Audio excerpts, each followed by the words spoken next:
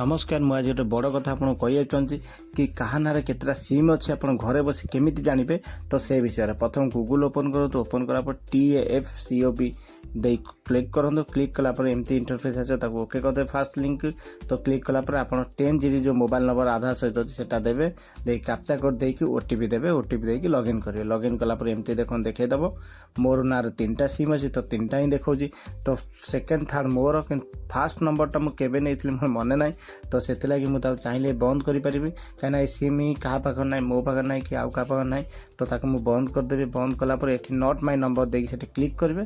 Click कलापर से report option में report करदेवे। तो यहाँ एथपाई कि गवर्नमेंट करदे कि 7टार अधिक सिम थे 7टा सिम थे आउ एक्सट्रा सिम आप नहीं पारे ना तो ये सब आम बचाई तो आम ये चेक करवा कुआड़े ऑफिस कहीं जावा तो यही आम चेक करवा बहुत सहज उपाय बंद भी कर सेकेंड टाइम आम चाहिए आउ कि सिम नहीं पार तो ये किसी फ्रॉड भी आम क्लीयर हो पार तो तापाई आम यही सुविधा यूज करूँ।